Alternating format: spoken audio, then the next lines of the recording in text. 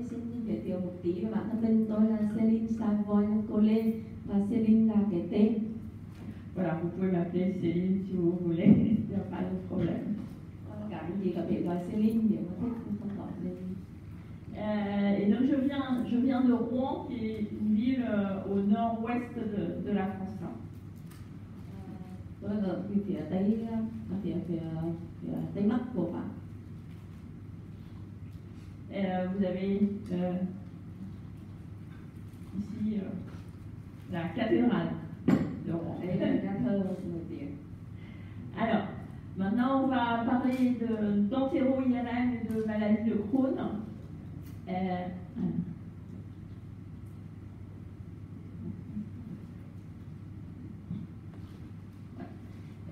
L'objectif du cours aujourd'hui, c'est de connaître la technique de réalisation d'une entéro-IRM, de savoir interpréter une entéro-IRM et puis de réfléchir devant une sténose sur l'inflammation ou la fibrose.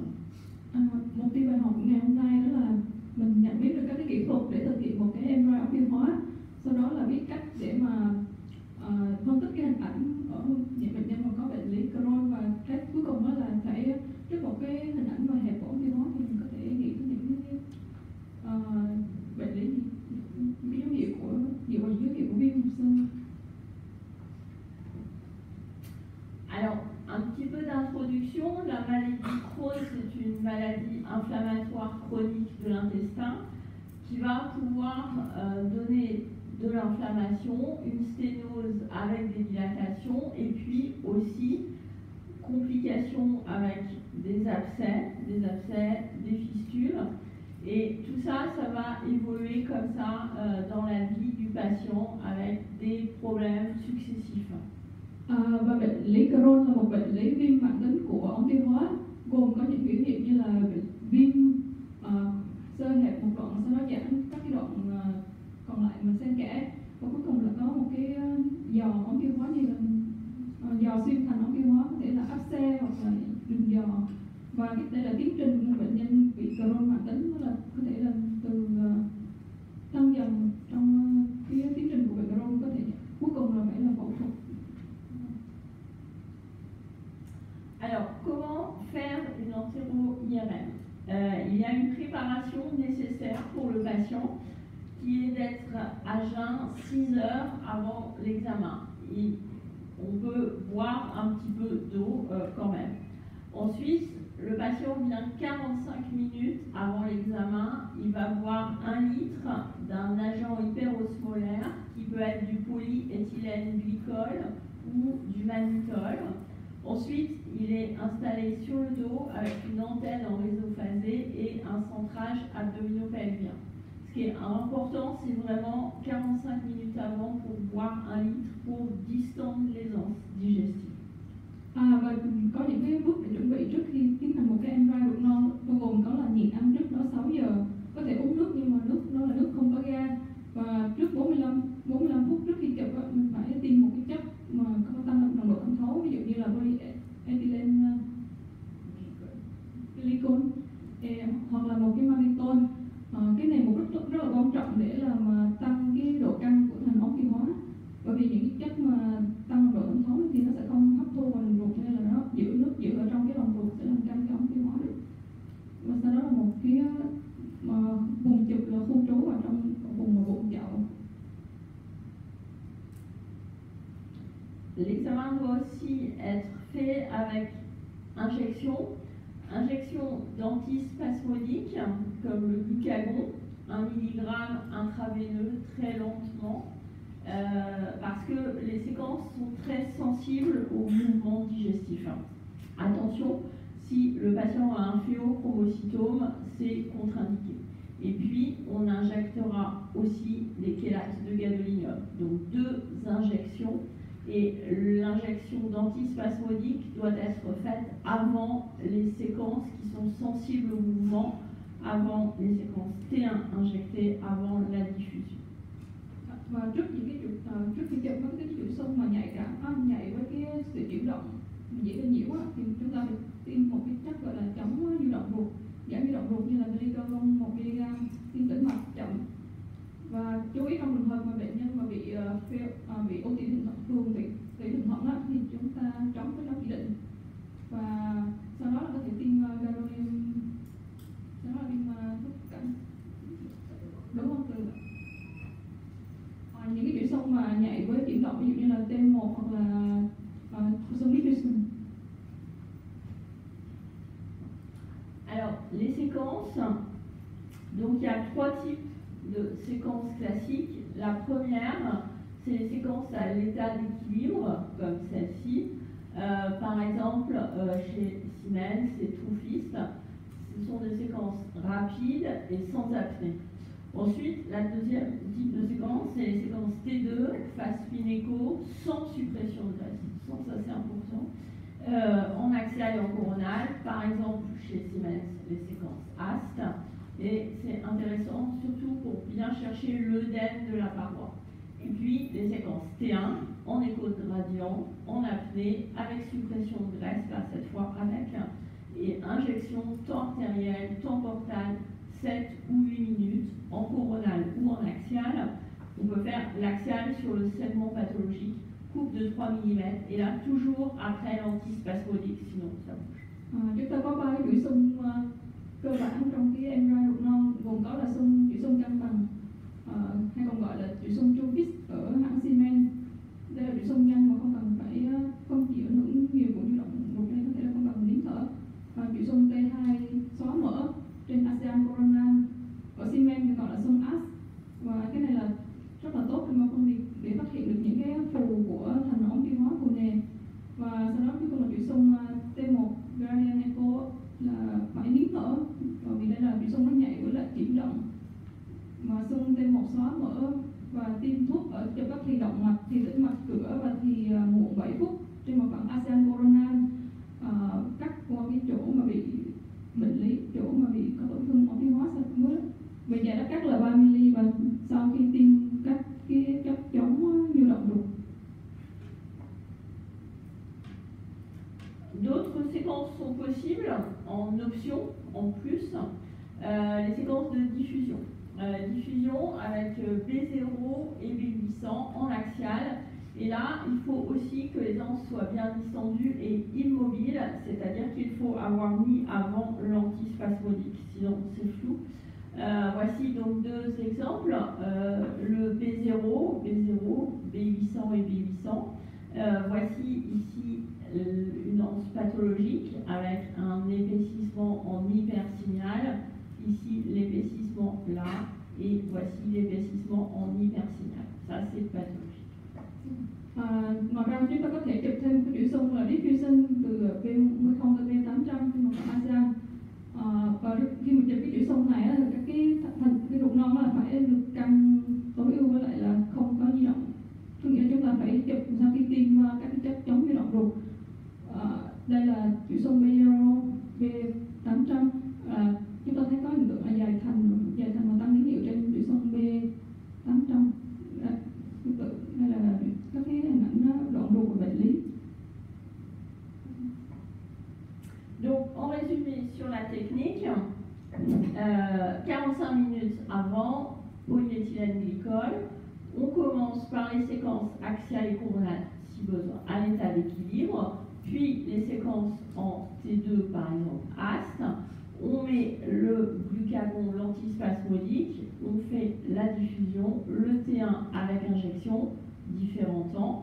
On injecte le gadolinium et puis on fait un temps tardif à 7 minutes. Donc voici toute la durée, tout le résumé du protocole. Chúng ta tóm tắt lại một chút các cái chuỗi xung mà vừa nãy giờ cô trình bày. Đầu tiên là chúng ta phải tiêm một cái chất gọi là tăng nồng độ tháo cao để làm căng các cái quay ruột trước 45 phút trước khi chụp. Sau đó sau 45 phút đó thì chúng ta sẽ chụp các cái chuỗi xung gồm có ASEAN Coronal Truffist và chuỗi xung ASEAN Coronal T2 là chuỗi xung AST. Vì đây là những cái chuỗi xung mà nó ít bị ảnh hưởng của nhu động, cho nên là chúng ta chụp trước khi tiêm cái chất chống nhu động như glycerol. Sau khi chụp hai chuỗi xung này chúng ta tiến hành chụp xung diffusion và chuỗi xung T1 thì hai cái chuỗi xung này rất là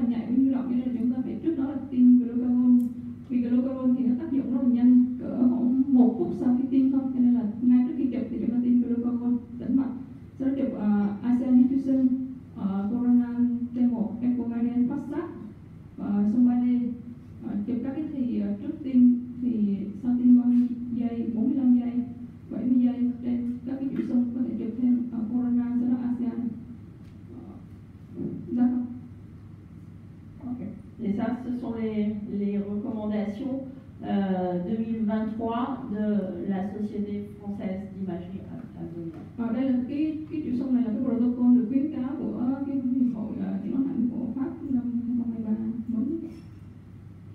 Est-ce que vous avez des questions sur la technique? Dạ. Mọi người có câu hỏi gì về các cái kỹ thuật chụp tổng từ khi nãy như cô trình bày không ạ?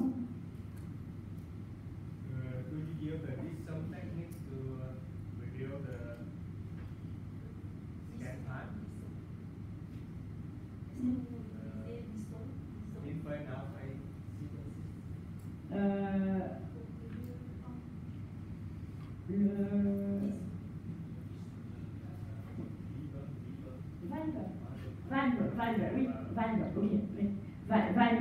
Valve pour le T1, yes. In fact, but we are only looking at water image, not the other one.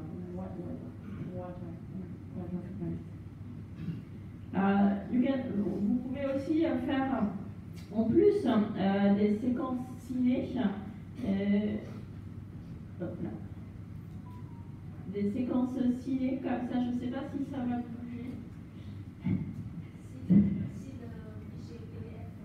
Non, ça bouge pas.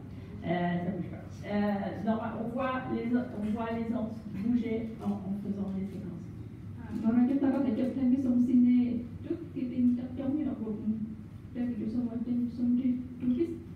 Khi mà chụp cái xung này thì có thêm như cái quay ruột nó chuyển động giống như trong cái trường hợp là chụp xa bị dục rồi, còn cái chữ xung đây nó di chuyển. Chữ xung cine là một chữ xung như quay video của một cái nhu động đấy, phần nhu động trong cái giấy đấy, thì nó hiện đấy là cái file PDF cho nên là cái video nó cũng dài. Thế còn nếu như thì nào mình lựa chọn cái phần của tim mạch thì có cái xung cine là các cái luồn, cái phần tim nó có ở thì đây có luồn nó cũng sẽ có cái nhu động. Ça me permet de voir les segments normaux bougent, les segments pathologiques ne bougent pas. Xung này giúp mình có thể phát hiện được những cái quay ruột bệnh lý mà nó kiểu như động ít hơn những quay ruột còn lại, hoặc là có nhu động bất thường. Được không? D'autres questions? Mọi người có câu hỏi nào khác không ạ? Cái phần vừa xong là cái phần của kỹ thuật đấy, phần la đấy, trong đó là các cái xung cũng như là cái phần chuẩn bị nó rất là quan trọng khi mình làm một cái công đoạn hiệu quả. Thì các chị thấy có câu hỏi gì thì các hỏi luôn. Thì khi mình hiểu được cái phần chuẩn bị thì ý nghĩa của cái phần chuẩn bị đấy, ý nghĩa là cái xung, sau đó mình bắt đầu vô làm nhờ chuẩn bị tốt như vậy thì mình có các chị có câu hỏi gì không? Các chị thấy cái protocol thế nào? Ở đây có các chị nào đã đi làm cái tư không? Chưa không? Là cái rồi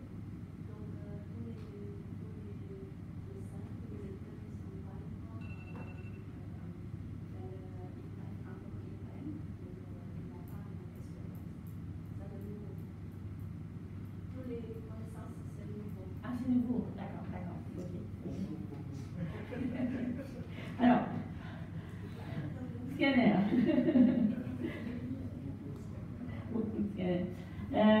Donc la question, est-ce qu'il faut toujours faire l'entéro-IRM?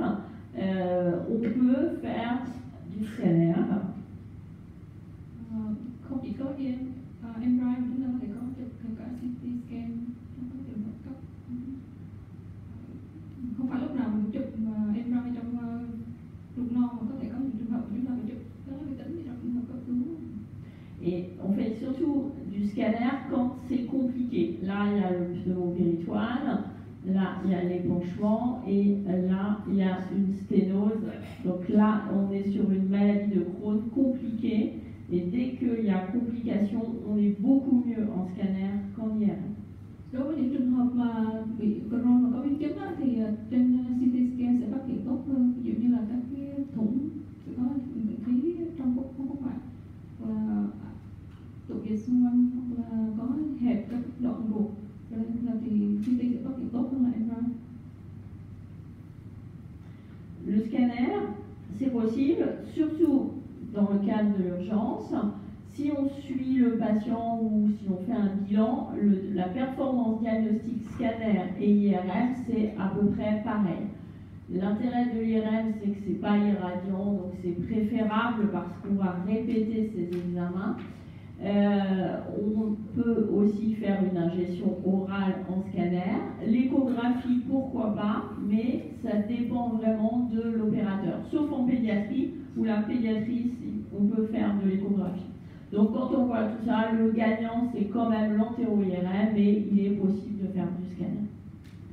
Và không phải lúc nào chúng ta cũng có thể chụp MRI, mà trong các trường hợp như là cấp cứu thì chúng ta có thể chụp là CT scan, hoặc là trong trường hợp mà để theo dõi tiến triển của bệnh Crohn thì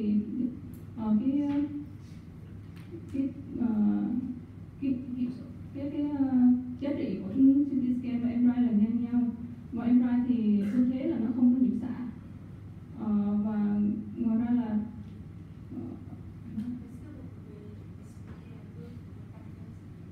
sur le quatrième, là, de voir si on fait un scanner pour bilan. Il faut aussi le voir, le PEG, le polyéthylène glycol. Si on fait le scanner pour bilan. Si on fait dans l'urgence, non, l'urgence c'est direct. Mais si on peut le faire en bilan ou en suivi, et là, on peut voir aussi. Thì chúng ta chụp CT không cần phải chuẩn bị trước các cái thuốc, uống trước các cái chất như là trong protocol MRI như nãy, trong trường hợp cấp cứu thì có thể ưu thế hơn. Và trên siêu âm thì có thể bị hạn chế, nhất là trong trường hợp mà có phẫu thuật ngoại trừ ở trẻ em. Alors, voici des images d'abord d'entéro-IRM normale avant de voir les éléments pathologiques. Sur une entéro-IRM normale, on a des anses comme ça qui sont distendues, harmonieuses. La paroi est très fine et le signal de la paroi est d'intensité modérée en T2. Voilà, ça c'est normal. Après injection, un rehaussement qui est homogène avec une paroi fine. Voici la paroi avec les petites valvules. Đây là cái hình ảnh một cái MRI ống tiêu hóa bình thường. Và các chúng ta có thể thấy là các cái quai ruột căng rất là vừa phải, thành ruột thì mỏng, tín hiệu trung gian trên T2 và các cái tín hiệu trong lòng ruột thì khá là đồng nhất. Và sau khi tiêm thuốc độ ung từ thuốc cảm quang thì chúng ta thấy là thuốc độ ung từ thì các cái thành ruột rất là mỏng. Ở đây là một nhấn mạnh các anh chị thêm một xí đó là cái thứ nhất đó là các anh chị quan sát, vì đây là ruột non cho nên các anh chị quan sát cái ý cô đưa cái hình ảnh này lên để các anh chị quan sát cái hình ảnh của các cái nếp niêm mạc ruột non. Khi nhìn hình ảnh của các cái nếp này thì mình phải nhận ra đây là ruột non để chúng ta còn phân biệt với các qua đại tràng. Đây các anh chị nhìn rất là rõ hình ảnh của ruột non bình thường. Đây chúng ta thấy hình ảnh bình thường của nó trên các cái chuỗi xung của T2. Chúng ta lưu ý đến cái thứ nhất là tín hiệu thanh ống tiêu hóa nó rất là đều và rất là mịn. Cái độ căng của cái lòng ruột, lòng ống tiêu hóa nó cũng đều nhau. Khi mà mình cho mình nó uống hoặc là mình tiêm thuốc để mà giữ được ở trong đường ruột thì trong trường hợp bình thường là đường ruột nó sẽ giảm một cách tương đồng và nó đều nhau như thế này, chứ không có cái chỗ nó giảm to và cái chỗ hẹp lại, thì đó là hình ảnh bình thường. Như vậy các anh chị sẽ quan sát đến thanh này, lòng này, cái mức độ giảm của cái lòng ống tiêu hóa và cái nếp niêm mạc để chúng ta đánh giá cái hình ảnh của ống tiêu hóa, tức là hình ảnh của ruột non bình thường trên cổng tư.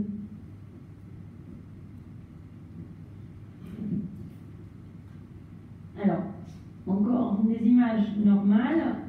Le côlon, est-ce que l'on peut voir le côlon? Ça dépend de la distension. Là, on voit le côlon, mais il n'y a pas de PEG, le polyéthylène glycol à l'intérieur, il n'y en a pas, il n'est que dans l'intestin. Et d'autres images normales en diffusion, donc après l'antispasmodique, la paroi, elle n'est pas en hypersignal à B800, ça c'est normal. Ça c'est B0, B800, aspect normal, et également ici, aspect normal du côlon non distendu. Thì đây là hình ảnh của các cái quai ruột non, cái quai ruột có thể là đại tràng.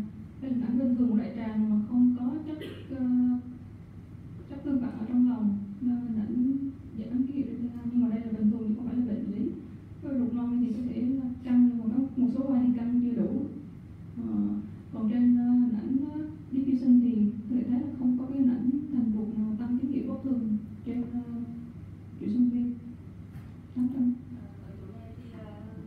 chỗ này thì nhấn mạnh thêm với các anh chị một cái, tức là trên hình ảnh bình thường của ruột non ở ngoài 3 cái tiêu chí về thành, về lòng, về độ căng giãn của những nếp niêm mạc ở trên cái hình ảnh của T2 và hình ảnh sau tiêm thuốc, thì ở đây chúng ta sẽ đánh giá thêm một số hình ảnh bình thường nữa. Cái thứ nhất đó là hình ảnh của quai đại tràng.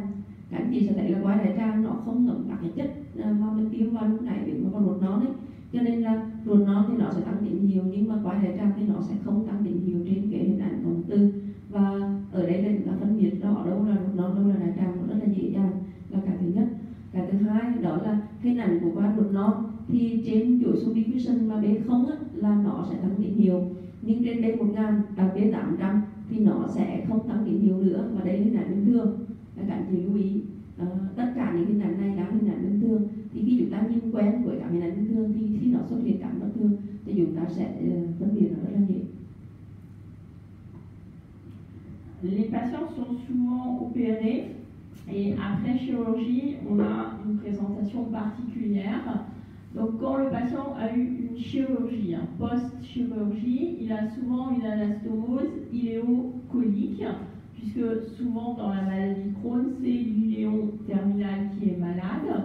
Et donc voici ici l'anastomose iléocolique, et là aussi iléon et le côlon. Et là le côlon il est distendu par le liquide parce que avec l'anastomose ça passe très vite, ça va plus vite. Donc là c'est un aspect normal d'anastomose iléocolique. Đây là các trường hợp mà Crohn mà sau phẫu thuật thì có cái thông nối giữa hồi tràng và đại tràng, đây là ảnh bình thường. Sau phẫu thuật có cái đường nối ở đây, thì phía trên chỗ cái đường nối đây thì các cái quai ruột nó giãn ra, thì đây là bình thường vì là chỗ này là các cái chất nó đi qua rất là nhanh, những chất đi qua nhanh nên là sẽ căng ra rất là nhiều.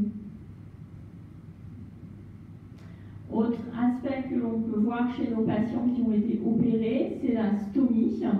Donc la stomie, c'est le segment digestif qui est branché à la peau avec la poche.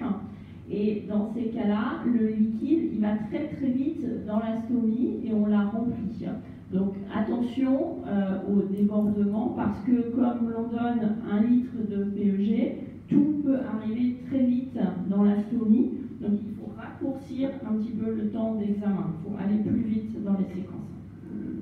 Đây là các cái hậu môn nhân tạo ở bệnh nhân mà sau khi phẫu thuật cắt đoạn ruột, thì chúng ta cần lưu ý khi mà chúng ta tiêm các cái chất như là PEG thì cái chất nó đi ra cái chỗ thông nối rất là nhanh, cho nên là khi chụp ở chỗ này nó chảy ra cái lỗ rồng ấy, các anh chị thấy lỗ rồng, cho nên là khi mình bơm như khi mình bơm 1 lít cái chất PEG đỡ xong tự nhiên thằng chảy vu và phát ra cái túi này, thì thành ra nó sẽ làm, thứ nhất là mình mất đi cái tín hiệu ở trong chỗ các cái ống tiêu hóa để mình khảo sát, cho nên cái sung bắt buộc là mình phải chỉnh cho cái sung nó ngắn lại để mình thời gian khảo sát mình phải rút lại, chứ nếu không có tất cả chất nó chạy ra cái chỗ túi hormone nhân tạo hết là mình làm không thể gì cả. Alors, maintenant on va voir les images anormales, l'interprétation, comment faire. Alors, ça c'est le petit mémo, hein, on va les voir tous un par un. Đây là những cái dấu hiệu bất thường trên cái hình ảnh bệnh lý ruột non, chúng ta sẽ những cái điều mà chúng ta cần phải lưu ý khi mình đọc kết quả của mệnh Android trong bệnh lý Crohn. Thì sau đây chúng ta sẽ xem các cái dấu hiệu bất thường này. Ok, on va tout voter. Alors, pour commencer, il faut regarder la paroi digestive et notamment l'épaisseur pariétale. Quand ça mesure plus de 3 mm sur l'intestin grêle ou le côlon, c'est pathologique. Donc voici ici un épaississement pariétal et là aussi un épaississement pariétal. Đây là dấu hiệu của dày thành đại tràng. Tiêu chuẩn là thường là dấu hiệu dày thành của ruột non và đại tràng, và tiêu chuẩn là thường dày trên 3 mm, đây là dày thành ruột. Tức là các anh chị sẽ thấy là đầu tiên hết á, thì trong quá trình mà mình đọc phân tích hình ảnh ống tiêu hóa thì mình sẽ có các cái nội dung ở cái giải bên này này, giống như là kiểu cái checklist á, là đây là những nội dung mà mình bắt buộc phải mô tả để đánh giá một cái cộng từ ống tiêu hóa. Thì chúng ta sẽ bắt đầu bằng cái đầu tiên là phân tích cái hình ảnh của cái thanh ống tiêu hóa. cái dây thanh bất thường ống tiêu hóa, các anh chị nhìn thấy là nếu như ống tiêu hóa bình thường lúc này mình thấy là nó rất là mạnh và nó đều nhau, thì ở đây nó sẽ có cái hình ảnh dây thanh phúc trú, và chúng ta phải mô tả cái hình ảnh dây thanh phúc trú này. Thì nếu như cái độ dai của nó lớn hơn 3 mm, cho dù nó là ruột non hay là đại tràng thì đều là hình ảnh của bệnh lý hết. Et il faut aussi à chaque fois localiser et mesurer la distance de la partie anormale. Mesurer et localiser. Ici, par exemple, il est long 10 cm, là 20 cm. Và như vậy thì hai cái tiêu chí mà chúng ta cần phải mô tả ở trong cái kết quả đó là cái thứ nhất là nó nằm ở đâu, mình phải định vị cho được cái đoàn nó dây thanh ống tiêu hóa nó ở chỗ nào, ví dụ như ở là đoàn cuối môi tràng hay là đoàn ruột nào đấy hoặc là đại tràng vân, thì chúng ta phải định khu nó được. Cái thứ hai là chúng ta phải đo lường nó được. Ngoài cái bề dày ra ở trên này rồi thì chúng ta sẽ đo được cái chiều, gọi là cái chiều mà nó lan rộng nó dài bao nhiêu, ví dụ như 20 cm hay là 10 cm gì đấy, thì chúng ta sẽ ghi nhận hai cái thông tin đấy. Alors, ensuite, c'est l'œdème. L'œdème sous-muqueux dans la paroi. Ça se présente avec un hypersignal intramural sur les séquences T2. On voit ici une petite ligne en hypersignal T2. On peut aussi le voir sur la diffusion à B800, là, un hypersignal diffusion. Ça, c'est l'œdème de la paroi. Tức là chúng ta sẽ thấy cái hình ảnh thứ hai mình mô tả, đó là hình ảnh của phu thanh ống tiêu hóa. Thì ở đây chúng ta sẽ thấy là hình ảnh phu của dưới niêm. Est-ce que celle-ci vous voulez parler? Ou bien la ligne, la petite ligne. La petite ligne. Ouais. Ở đây thì các anh chị sẽ để ý là cái đường mà nó tăng tín hiệu nó rất là mạnh ở đây. Mặt hàng gần quá cho nên nhìn không rõ lắm. Đây, chắc là chị đúng. Ở đây thì đường nó là mạnh đây và nó có hình ảnh là tăng tín hiệu, tức là tăng hạn chế phát tán ở trên diffusion 800 với 800, thì đó là hình ảnh của phu lớp dưới niêm và là đại diện của hình ảnh là phu lên thanh ống tiêu hóa ở trên biểu xuống. Đến này là hình ảnh thứ hai, dưới này là hình ảnh của diffusion. Xin lỗi theo đại cô Hà của chị, đây là cái đường rất là mạnh, đây là long này, nhưng mà cái đường nó mạnh chỉ giữa hai cái lớp này, đây mới là phu này, còn cái này là còn là cái long. Xin lỗi cả nhà. À 3. Alors, ensuite, l'interprétation, c'est la prise de contraste. Prise de contraste, quand c'est pathologique, il y a une augmentation de la prise de contraste. Par exemple, ici, voilà, si on regarde cette paroi-là, ça c'est normal. Mais par contre, ici, on voit, là c'est le petit A, un A est plus grand que B. Là, on voit que c'est plus intense. Ça a plus pris le contraste. Cái điểm thứ ba chúng ta sẽ mô tả đó là tính chất nhóm thuốc của thanh ống tiêu hóa. Thì các anh chị để ý đến phân tích đánh giá chúng ta quan sát cái chỗ này, cái thanh ống tiêu hóa chỗ này và thanh ống tiêu hóa ở đây, thì rõ ràng nhìn thấy cái thanh ống tiêu hóa ở cái vị trí mà A theo mũi tên này nó ngấm thuốc nhiều hơn ở vị trí B. Thì đây là hình ảnh bệnh lý, đây là hình ảnh là trong dạng bình thường. Ensuite, voilà encore un autre exemple pour bien voir. Prise de contraste augmentée, bien donner la localisation et la longueur. Ça c'est anormal, alors que là, ici, ce sont des parois normales. Các anh chị nhìn thấy rất là rõ cái hình ảnh của tăng ngấm thuốc của cái thanh ống tiêu hóa, cái đoàn nó dài bất thường này, nó ngấm rất là mạnh, rất là rõ luôn. Và đây là hình ảnh của thuốc bình thường. Các anh chị thấy cộng tư ống tiêu hóa nhìn có phê không? Phê thì giơ tay đấy là có này. Nhìn rất là thích đúng không ạ? Là hình ảnh cộng tư của thuốc nhìn rất là rõ. Alors, dans la prise de contraste, il y a deux possibilités. Il y a la prise de contraste en cible et il y a la prise de contraste homogène. Là, on a une prise de contraste homogène. Toute la paroi, toute l'épaisseur prend pareil. Là, c'est différent. On voit que la muqueuse, la couche muqueuse est plus intense. La sous-muqueuse est plus hypo, sous-muqueuse hypo, et la musculeuse ensuite hyper. C'est pour ça que ça fait une cible. Donc ça, c'est la prise de contraste en cible, on voit des ronds. Ça, c'est la prise de contraste homogène, toute l'épaisseur est pareille. Về cái tính chất ngấm thuốc thì chúng ta có hai cái hình ảnh để chúng ta mô tả và có hai cách ngấm thuốc. Cách ngấm thuốc thứ nhất thì mình mô tả kiểu gọi là bia bánh ấy. Còn cái cách ngấm thứ hai thì nó ngấm đông nhất hết toàn bộ. Ví dụ cái hình dưới này là ngấm đông nhất hết toàn bộ nó như nhau tất cả các lớp. Thì ở đấy dùng cái từ thêm nữa là mất cái cấu trúc lớp rồi mà nó ngấm như nhau hết toàn bộ cả tất cả các lớp của thành đồng tiêu hóa. Cái này á thì các anh chị sẽ thấy nó ngấm theo từng vòng tròn đồng tâm. Và đầu tiên là cái lớp mà ngấm mạnh nhất á, là nó là lớp niêm mạc rồi mucus là cái giảm môi âm, giảm tín hiệu á, là cái lớp dưới niêm là cái lớp mạnh thứ hai, và đến cái lớp cơ lớp thứ ba là nó lại tăng đồng xuống lên lại. Thì chính vì vậy chúng ta thấy cái cấu trúc lớp của từng phần nó còn rất là rõ. Ensuite, autre élément toujours dans les signes de la paroi, les ulcérations. Les ulcérations, on les voit très bien en endoscopie, mais on les voit aussi en entéro-IRM. Et voilà, ce sont des petites interruptions comme ça, des petites choses pointues qui vont dans la paroi. Là, la même chose, une ulcération, et qu'on voit ici aussi. Cái đặc điểm thứ tư mà chúng ta mô tả đó là ổ lết xuyên thành.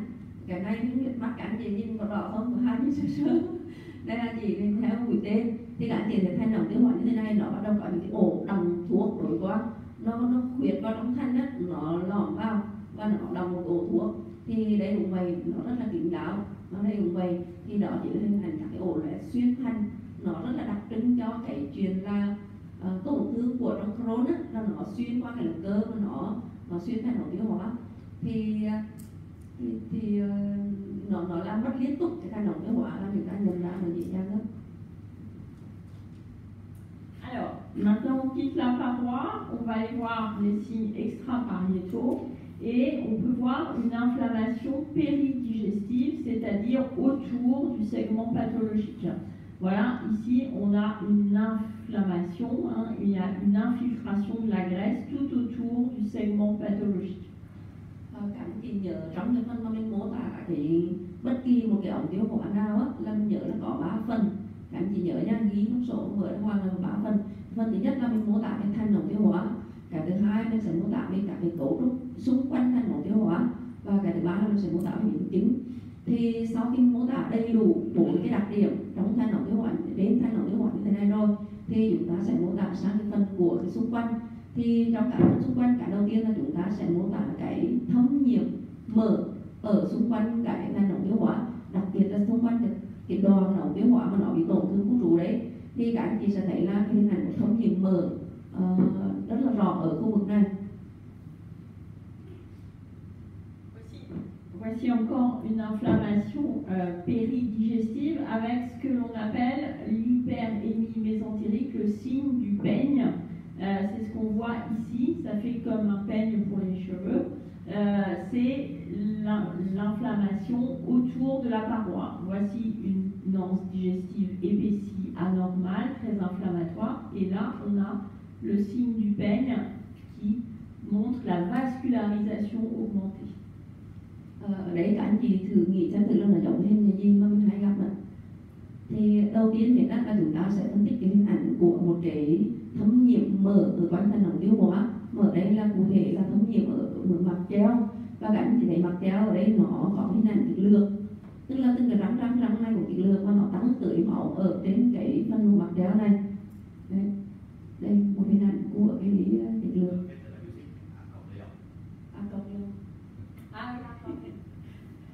Je comme le peigne pour les cheveux congelés. Anh Đông Phi là loại hình như cái đàn accordion, nhưng mà thầy Quỳnh là accordion thì khác. Cái đấy là chia sẻ kết quả. Thôi cứ lượt chạy đâu đi. Lương cho nó chắc hơn. C'est pas pareil. Bon. Alors ensuite, creeping fat, c'est l'augmentation de la graisse, donc c'est de la lipo, la graisse, l'hypohypertrophie mésentérique, creeping fat en anglais. C'est souvent mauvais pronostic et c'est ce qu'on voit ici, là, cette graisse anormale, et ici aussi qui est élargie, et à l'intérieur il se passe plein de phénomènes inflammatoires quand on a une maladie de Crohn dans la graisse autour et qui aboutit à la creeping fat. Tiếp theo thì chúng ta sẽ có hình ảnh của dung từ cái bánh mặt nổi ấy, cái yếu là bánh mỡ á, thì các anh chị sẽ thấy là nơi cái chỗ của mặt chéo á, nó phi đài các cái tế bào mỡ lên và nó phát thành cái mảng rất là lớn như thế này và tín hiệu của mỡ thì mình dùng cái từ là gọi là quả sản mỡ đấy, quả sản dùng phi đài hoặc là quả sản mỡ ở mặt chéo của này phi đài thì các anh chị thấy là trong cái đá mỡ bong bóng này các anh chị nhìn kỹ đây là hình ảnh bình thường và đây là hình ảnh là rất là nhiều các cái phản ứng chuyển hóa và những thay đổi về tính chất viêm, phản ứng viêm ở trong cái bánh mỡ này nó xảy ra. Đây là cái quá trình viêm ra đặc trưng ở trong Crohn. Và tiên lượng xấu là cô còn nói về cái tiên lượng xấu. Ensuite, on peut trouver des adénopathies, mais ça c'est banal. Hein. Vous avez des adénopathies ici qu'on peut mesurer. Bon, ce n'est pas spécifique de la maladie de Crohn, ça se voit dans toutes les inflammations digestive. Và cái tiếp theo thì chúng ta sẽ tìm thấy cảnh hạch. Thì thực ra mà nói là hạch là nó gọi là một cái hình ảnh thông thường chúng ta rất là hay gặp quá nhiều, nó là nhầy nhưng nó cũng không đặc hiệu trong bệnh Crohn, cho nên là khi mình nhìn thấy hạch thì mình cũng ghi nhận mô tả hạch thôi, chứ còn nó không đặc hiệu trong Crohn. Maintenant les complications. Les complications, c'est ce qui arrive quand la maladie évolue depuis longtemps. Le premier type de complication, c'est la sténose, c'est-à-dire qu'on va avoir un rétrécissement de la paroi, comme ça va rétrécir la lumière et dilater au-dessus. Quand on a une sténose, il faut dire où elle est, le nombre, parce que parfois il y a plusieurs sténoses, la longueur de la sténose, est-ce qu'il y a de l'inflammation, c'est-à-dire ce qu'on a vu tout à l'heure, l'épaississement, la prise de contraste. Est-ce que c'est proche d'une anastomose chez un patient qui a déjà été opéré? Et est-ce que la dilatation d'amont, comme là, est très importante, comme ici ou pas? Và cái phân tử 3 thì như vậy đã mô tả phân tử nhất là thanh ngay tổn thương ngay trên thanh ống tiêu hóa, phân tử 2 là cái xung quanh ở đó, và phân tử 3 là những cái dấu hiệu gián tiếp, những biến chứng mà do cái tổn thương ban đầu để nó gây ra. Thì trong các cái nhóm của các biến chứng này, cái đầu tiên là chúng ta sẽ đi tìm các cái dấu hiệu hẹp tắc. Đầu tiên là các anh chị đi tìm này, và chúng ta sẽ thấy là từ một cái ống tiêu hóa đang bình thường hoặc là đang giảm thì nó sẽ bị hẹp lông lại, nó có thể là dày, xớ dày hoặc là hẹp lông như trong hình ảnh này. Đây, nó rất là rõ. Thì khi mà chúng ta có các cái dấu hiệu hẹp tắc này á, thì chúng ta sẽ phải mô tả này. Cái thứ nhất là mình phải định vị có thử nó ở đâu. Cái thứ hai là số lượng. Còn những cái một chỗ thì nhiều khi sẽ nhiều chỗ, nhưng các anh chị sẽ ghi nhận là thứ nhất là nó nằm ở đâu này, thứ hai nó số lượng bao nhiêu này, thứ ba cái độ dài của cái đoạn hẹp này là nó bao nhiêu này, thứ tư là các cái dấu hiệu viêm kèm theo như những cái bánh mỡ hay là những cái thấm nhiễm mỡ xung quanh kèm theo. Cái thứ nữa là nó có gần với cái gọi là cái hậu môn, cái điểm thống nối hay là cái hậu môn nhân tạo cái điểm thống nối hay không, và thứ nữa là có giãn ở thường lưu hay không. Autre complication possible, c'est ce qu'on appelle les fistules et les sinus. Donc là, c'est la maladie pénétrante, c'est-à-dire que l'inflammation va traverser, pénétrer la paroi pour sortir. En sortant, elle va pouvoir faire des fistules qui vont pouvoir être entre les anses grêles ou entre les anses grêles et autre chose ou la peau. Donc ça fait des trajets comme ça, des lignes qui font communiquer les anses. Et puis on peut avoir des fistules qui sont bornes, c'est-à-dire que ça s'arrête, c'est juste un petit bout qui peut se voir aussi. Donc tout ça, c'est la complication pénétrante, fistule et sinus. Cái biến chứng tiếp theo là biến chứng xuyên thanh, tức là nó xuyên thủng qua cái thanh ống tiêu hóa ấy. Thì nó sẽ có hai dạng. Cái dạng thứ nhất là cái nước giò, cái dạng nữa là một cái xoang. Thì các anh chị sẽ thấy là đầu tiên chúng ta thấy cái hình ảnh nó xuyên thủng qua cái thuốc bồi quang, nó chạy qua như thế này. Cái thứ hai nữa là nó sẽ tạo thành một cái đường hầm mà lưu ý cái đường hầm này nó có một cái đầu tít, tức là nó đi một đoạn mà nó đang dừng lại. Ensuite, quand la fistule n'est pas traitée, elle va se compliquer encore, et là, on va avoir l'abcès, qui est une collection. Il faudra bien décrire la taille et la localisation, et on voit ici un abcès, ici un petit abcès, ici un petit abcès, et là, un plus gros abcès, ça c'est du scanner. Là, on est en IRM. Et Et souvent la question ça va être, est-ce que l'on peut faire un drainage radiologique selon la localisation de l'abcès? Và cái biến chứng tiếp theo là chúng ta sẽ đi tìm các ổ áp xe, tức là các cái ổ tụ dịch mà kích thước có thể nhỏ hoặc là lớn, nhưng mà nó nằm ngay gần cái tổn thương ống tiêu hóa lúc này. Thì các chị thấy đây là một ổ áp xe, đây là một ổ áp xe, hoặc là đây là một ổ áp xe lớn hơn. Thì câu hỏi chúng ta đặt ra là những cái ổ áp xe này có chỉ định dẫn lưu bằng đến kỹ thuật hình ảnh được không? Tức là dẫn lưu dưới hướng dẫn của hình ảnh học được không? Ensuite, quand l'abcès se forme pas, parfois on a ce qu'on appelle une masse mésentérique inflammatoire. Ça fait quelque chose comme ça, toute la graisse mésentérique est infiltrée et quand on injecte, ça prend le contraste. Là c'est sans injection, avec injection et on voit que ça prend le contraste. Ici, on voit en diffusion B0 à B élevé, c'est en hypersignal diffusion. Ça, c'est de la masse mésentérique inflammatoire. Ce n'est pas un abcès, c'est une réaction de la graisse autour de l'anse. Và chúng ta nhớ cái hình ảnh lúc nãy là mình có cái khối của mặt treo mà nó bị thâm nhiễm mỡ, nó viêm lên á. Thì ở đây các anh nhìn thấy hình ảnh của nó ở phía thấp như thế này. Và đây là hình ảnh nó sau tiêm thuốc, nó có ngấm thuốc. Đây, hình ảnh của cái khối này. Và đây hình ảnh trên 1000, B0 và cái này bên trên 800 thì nó tăng tính nhiều. Thì các chị điều cần lưu ý ở đây là mình xác định nó là một cái đám phản ứng viêm của mạc treo chứ không phải là một ổ áp xe, cho nên chúng ta không có chỉ định tập cái gì ở dẫn lưu gì ở cái ổ này hết, và đây chỉ là một cái bánh của mạc nối. Voilà, encore la même chose où on voit que souvent c'est associé. Là par exemple on a la masse inflammatoire qui fait un petit peu comme un phlégon et puis les fistules interanses, tout est relié, hein, cette anse-là, cette anse-là, cette anse-là, tout est relié et converge vers une masse inflammatoire. Và như vậy thì các anh chị sẽ thấy là nó có các ổ áp xe nhỏ nhỏ, rồi nó có một cái vùng tù ở giữa là một cái đám phản ứng viêm rất là lớn của mạc treo mạc nối. Thì các cái ổ này mình gọi là cái ổ viêm tẩy nó rất là lớn, nó cứ lan rộng ra. Autre complication, il faut penser, là j'ai mis un scanner parce que c'est parfois plus simple, c'est les thromboses de veines, les veines mésentériques inférieures. Comme on voit ici, il n'y a pas de contraste dans la veine mésentérique inférieure. Ça, c'est une complication aussi possible de la maladie de Crohn, il faut y penser. Chúng ta có một cái biến chứng nữa mà đôi khi trên cổng tư mình không thấy, hoặc là trên các lợi thì chúng ta thấy dễ hơn, tức là hình ảnh của huyết khối của tĩnh mạch dưới. Tĩnh mạch mạc treo đằng trên, xin lỗi. Tĩnh mạch mạc treo đằng dưới, và ở đây các anh chị sẽ thấy là cái phần này nó không ngậm thuốc luôn, nó không ngậm thuốc. Đây là cái phần huyết khối và chúng ta sẽ thấy trên hình ảnh các lợi tĩnh nó dễ hơn. Tuy nhiên là cái của mình đó là mình nghĩ đến rằng trong các biến chứng của bệnh Crohn nó có thể có cái biến chứng này để chúng ta tìm, còn nếu không thì mình sẽ bị lướt qua. Et ne pas oublier dans les complications, ça c'est les complications à long terme, ce sont des patients qui ont un risque, un surrisque de cancer. Donc attention par exemple sur le côlon quand on voit une asymétrie de la paroi, quand ça prend pas très bien le contraste, là tout de suite aller à l'endoscopie parce que ce sont des patients qui peuvent faire des tumeurs du côlon beaucoup plus jeunes que les autres patients.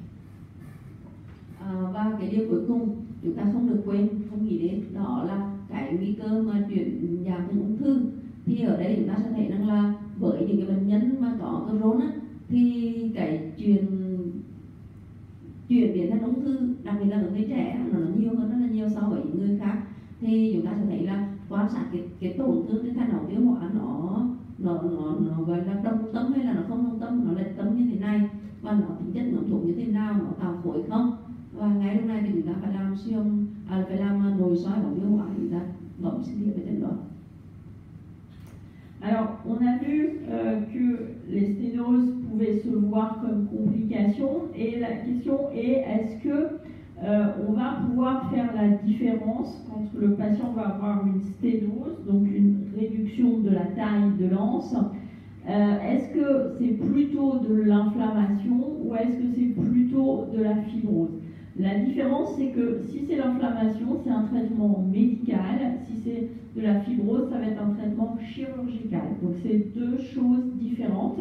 Et en théorie, eh bien, quand c'est de l'inflammation, la paroi est très épaissie.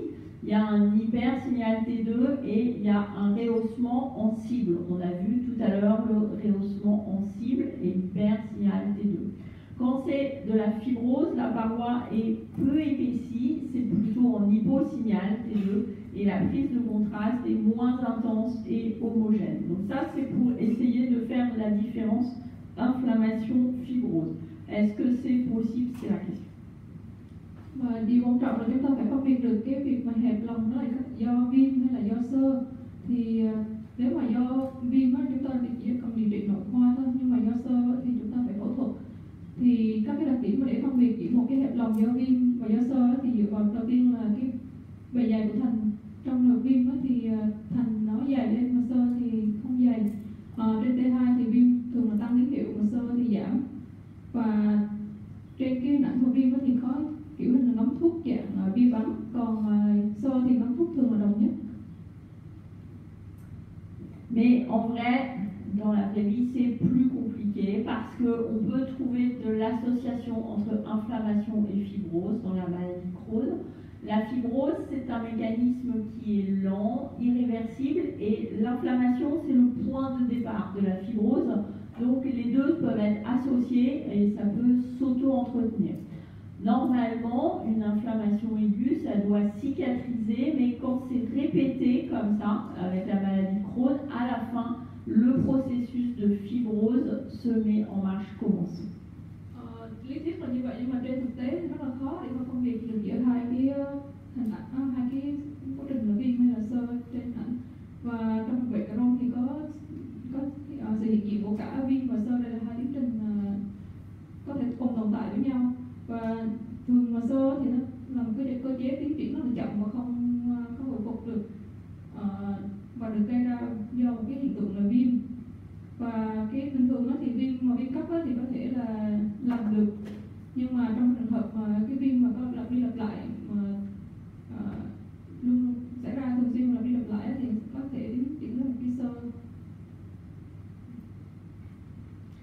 Et voilà, ce qui se passe souvent, c'est que on a l'inflammation, on a la fibrose, hein, et voilà un petit peu comment faire la différence, la balance entre les deux.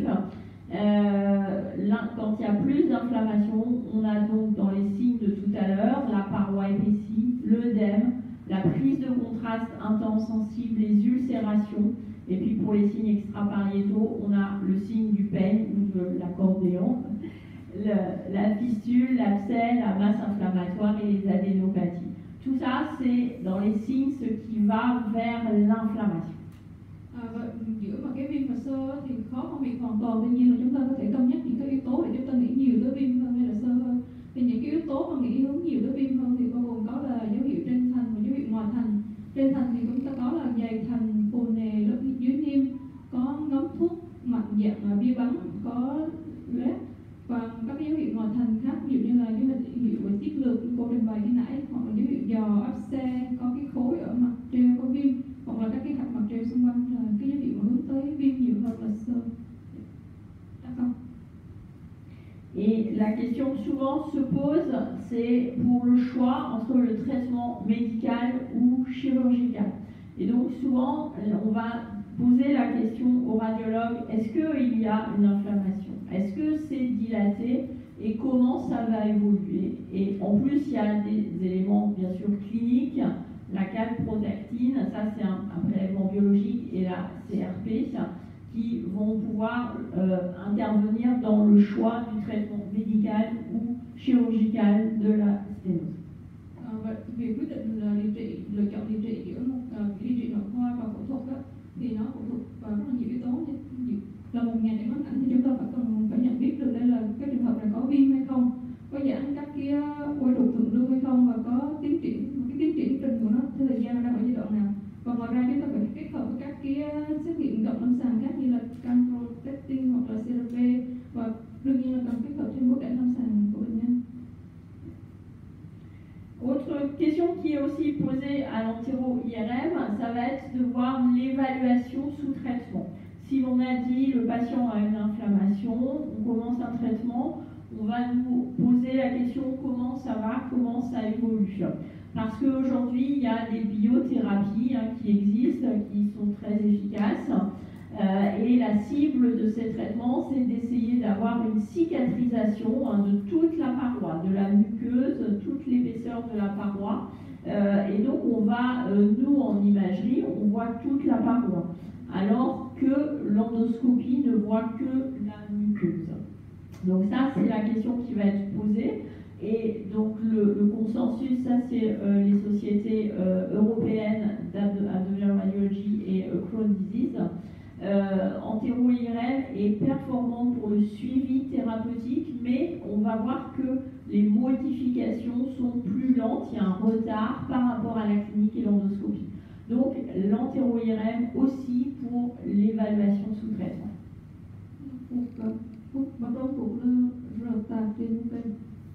Complication c'est được không? Và vous về expliquer celui pour le deuxième, celui, oui, en endoscopie, on voit bien la cicatrisation de la muqueuse à l'intérieur, mais la cicatrisation de toute la paroi, c'est plus lent. C'est pour ça que quand on fait une IRM, on peut voir encore des anomalies, alors que l'endoscopie a dit c'est normal, parce que nous, on a toute l'épaisseur et ça met plus de temps.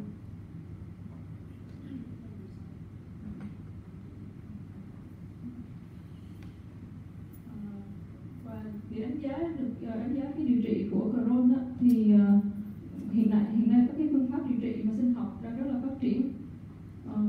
Và nếu chúng ta có dấu hiệu mà dày thành dẫn vi bắn thì đây là tổn thương có thể hồi phục được của lớp niêm mạc thành. Và hiện nay thì MRI có giá trị tương tự như là nội soi ống tiêu hóa, dựa vào cái thang điểm đánh giá tiến trình bệnh trên MRI thì nó có thể có giá trị tương đương với lại việc chúng ta nội soi. Và đồng thuận của ECHO SK thì người ta nói rằng là cái MRI ruột non thì được khuyến cáo để theo dõi điều trị bệnh Crohn. Và so với nội soi ống tiêu hóa thì MRI có ưu thế hơn là ngồi đánh giá cái hình ảnh trong lòng ống tiêu hóa, thì chúng ta có thể đánh giá được các lớp khác của ống tiêu hóa như là lớp dưới niêm hoặc là ngoài thành vân vân.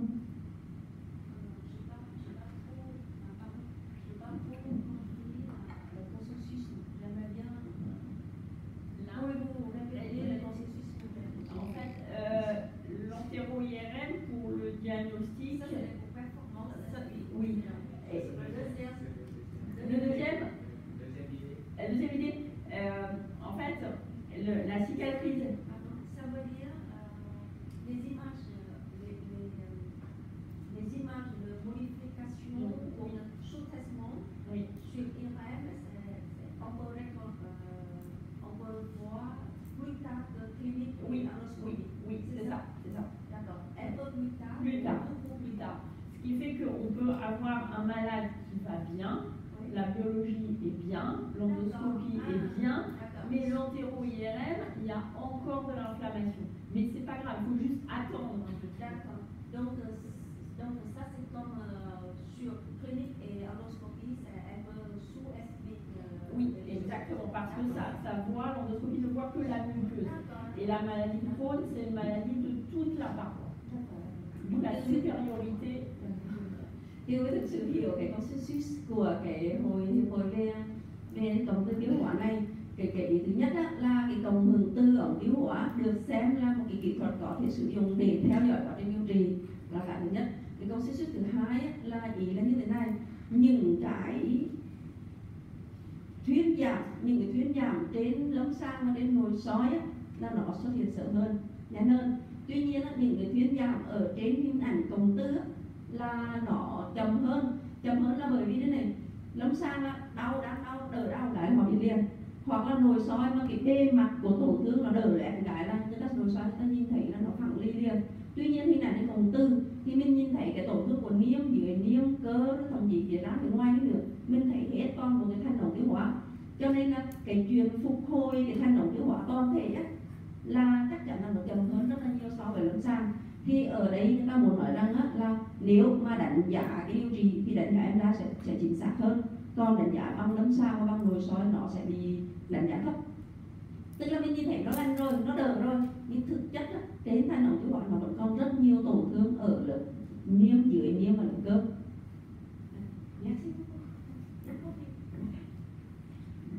Donc quand on fait comme ça le suivi, on va décrire les changements, hein, donc il faut comparer avec l'examen précédent. On va pouvoir dire que c'est stable, on va pouvoir dire que c'est en rémission ou en réponse sur toute la paroi, on peut dire que ça progresse, qu'il y a un nouveau segment ou une complication. Hein. Et on sait que l'épaisseur pariétale, la vascularisation, l'œdème, les ulcérations, ça peut répondre au traitement médical. Le traitement médical va jouer sur l'inflammation et donc c'est pour ça qu'on va suivre les patients pour voir qu'est-ce qui répond et comment ça évolue.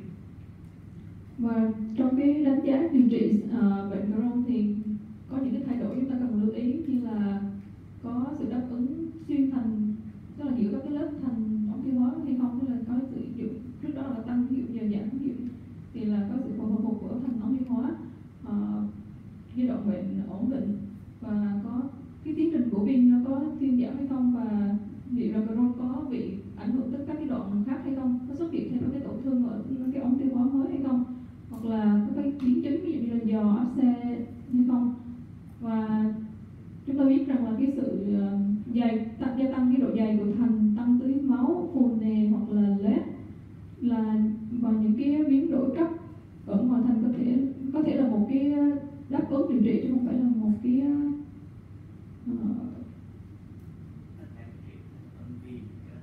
tất cả những cái dấu hiệu này có thể là một cái đáp ứng sau điều trị chứ không phải là mới xuất hiện.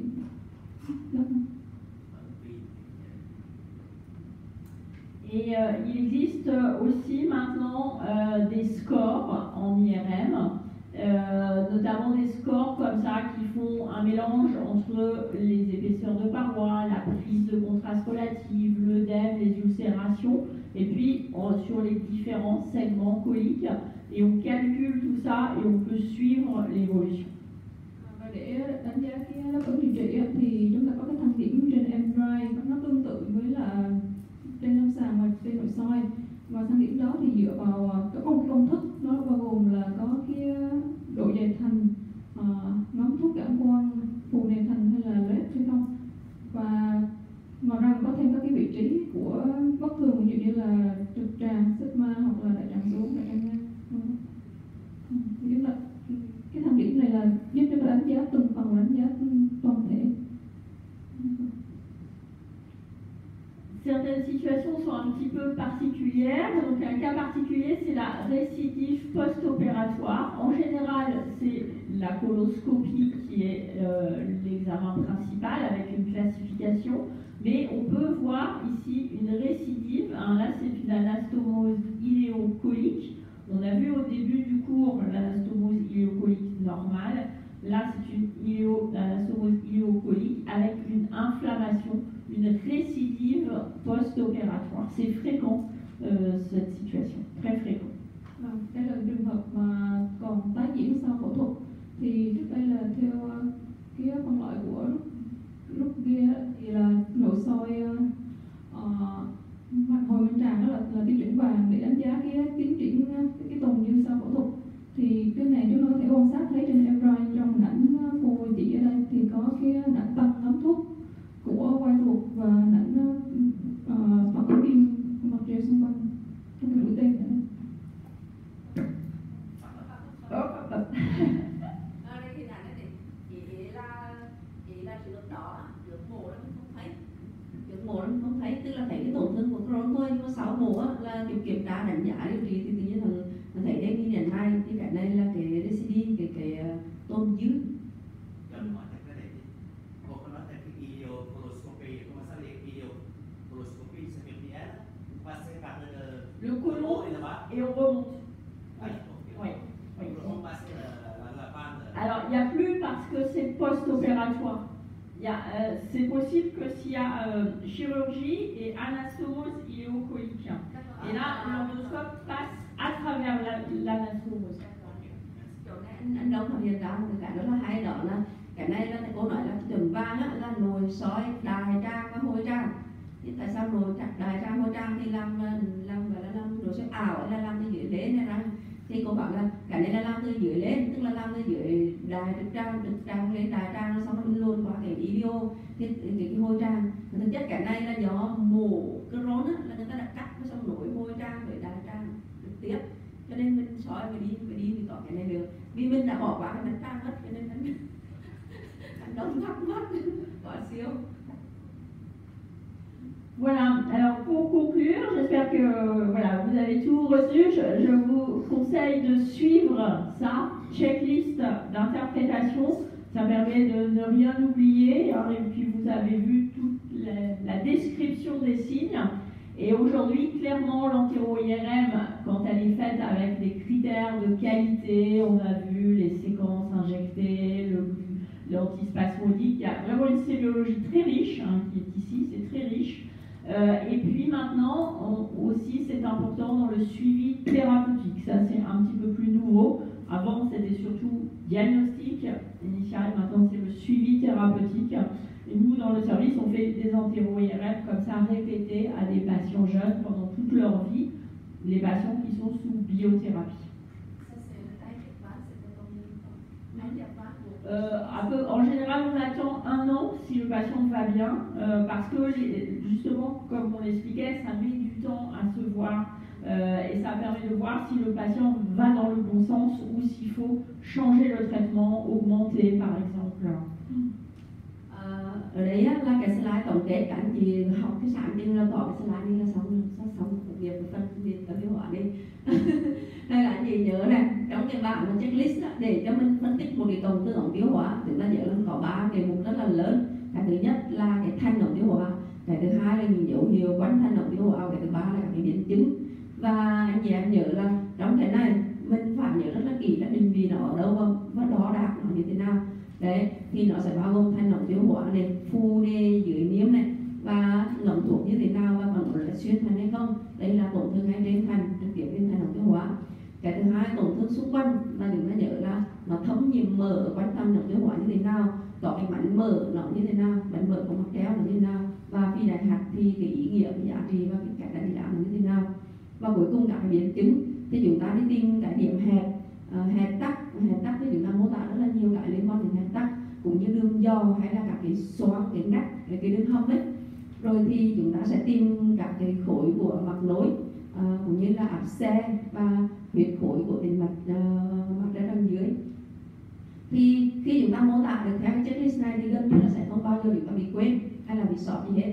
Và chúng ta thấy rằng là ở đấy thì câu kết luận đó là cái vai trò không cần bàn cãi nữa của cổng tư ống tiêu hóa trong việc mô tả các cái tính chất, các cái đặc tính của bệnh lý Crohn là cái điểm đầu tiên. Cái điểm thứ hai là chúng ta có rất là nhiều cái dấu hiệu hình ảnh nó liên quan đến bệnh lý Crohn mà chúng ta cần phải biết và chúng ta phải nắm rất là kỹ để chúng ta phân tích hình ảnh.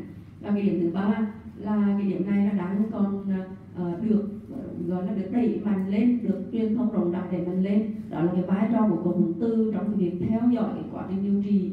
Và cô nói ở trên khoa của cô á, thì bây giờ tất cả các bệnh nhân trẻ mà bị Crohn thì họ sẽ được chụp cổng tư đều đặn để theo dõi cái diễn biến này.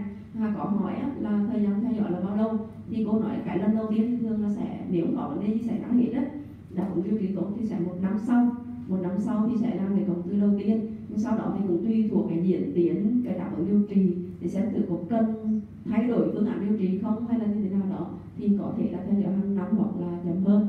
Nhưng mà đối với người trẻ thì cổng tư để theo dõi là một cái giải pháp tối ưu và đang có những cái consensus để, tức là đang có những cái đồng thuận để sử dụng cổng tư trong theo dõi. Xin cảm ơn.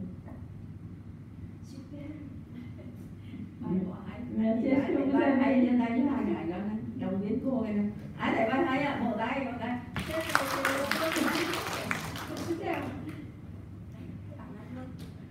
Hỏi lúc mà là vì cái bài đi thì mình nghe thấy thầy cô Pháp hay nói nhiều thì mình có lẽ nó phổ biến ở châu Âu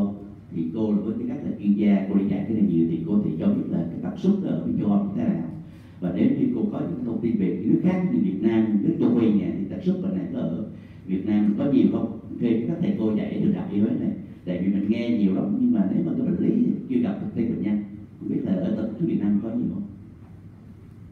Gặp hay không? Hỏi cô và hỏi các thầy cô ở đây. Là une question de M. Dom, c'est quel est le ratio des maladies du Crohn en Européenne? Prévalence. Alors, Crohn dans les pays européens ou dans les autres pays asiatiques. Alors, chez nous, en Europe du Nord, dans ce repas, c'est assez fréquent. En Europe du Sud, beaucoup moins. En Amérique du Nord, c'est fréquent. En Asie, je ne sais pas. Vous en avez beaucoup des patients? Vous en avez? Ouais. Chez nous, c'est une maladie très fréquente dans le nord de la France. Et on a des recueils épidémiologiques pour essayer de suivre ces patients. C'est vraiment surtout Nord-Europe, Amérique du Nord, quoi. Et on voit par exemple les patients qui, en France, on a beaucoup de patients qui viennent du Maghreb, Tunisie, Maroc, Algérie. Et ces patients-là qui sont maintenant en France, ils font plus de maladies de Crohn. Donc il y a des facteurs génétiques, des facteurs alimentaires, des facteurs nutrition. Et on voit que des populations déplacées comme ça font plus de maladies de Crohn. D'accord. Thế là câu hỏi của bác sĩ Đông rất là hay, đó là anh Đông nói là nghe các thầy cô Pháp mà giảng về cái bài về bệnh lý của thai nòng tiêu hóa thì nó rất là nhiều, Crohn nó rất là nhiều lần rồi, nhưng mà không biết cái tỷ lệ bệnh thì nó như thế nào. Thì tỷ lệ bệnh ở các nước, rồi ở Việt Nam thì mình có số liệu hay không? Thì cô nói là thứ nhất là ở Pháp cũng như ở châu Âu thì cái phía miền Bắc Pháp nó rất là nhiều, mà ở phía miền Nam nó ít hơn nhiều. Ở Mỹ Bắc Mỹ cũng rất là nhiều, ở Việt Nam là ít hơn. Ở châu Á thì cô không có số liệu, nhưng mà cô nói là ở phía Bắc dân lên phía Bắc thì nó tỷ lệ bệnh rất là nhiều. Và thời gian gần đây thì những người dân của Romania, Algeria với Maroc mà họ đến việc Pháp họ sống thì tỷ lệ mắc lại tăng lên. Thì cô nói nó có thể là có các cái yếu tố nó liên quan như là yếu tố nguy cơ như là cái gen là một này, cái thứ hai là cái chế độ dinh dưỡng là ba, và cái thứ ba là thành phần dinh dưỡng, thì nó có thể ảnh hưởng tới cái câu chuyện là bệnh lý này. Thì thực sự là nó cũng chưa có cái câu trả lời chốt là cái tỷ lệ là bao nhiêu tỷ lệ, nhưng mà cái phía nó miền Bắc thì lại có vẻ như là gì là hay là cái chế độ dinh dưỡng, cái thói quen dinh dưỡng.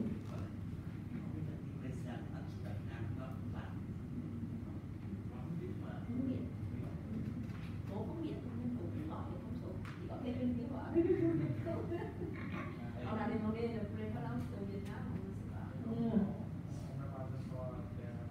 La recherche.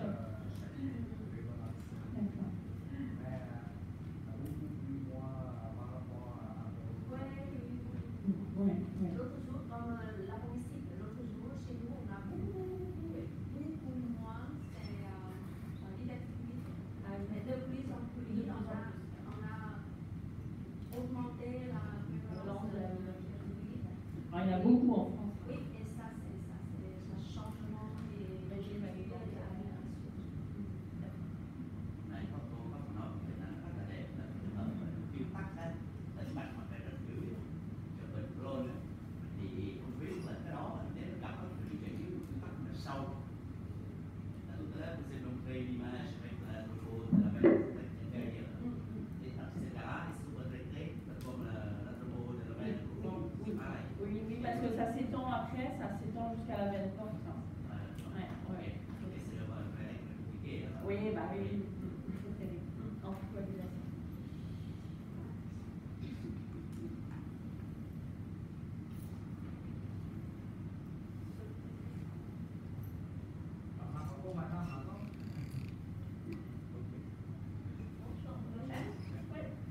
Alors, on va changer de sujet.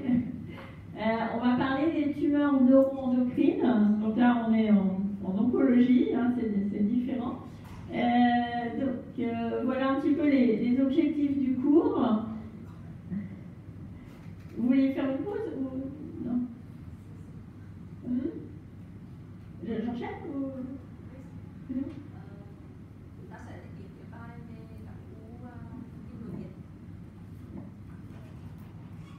của ống tiêu hóa. Donc, les objectifs du cours, on va voir un petit peu de généralité sur les tumeurs neuroendocrines.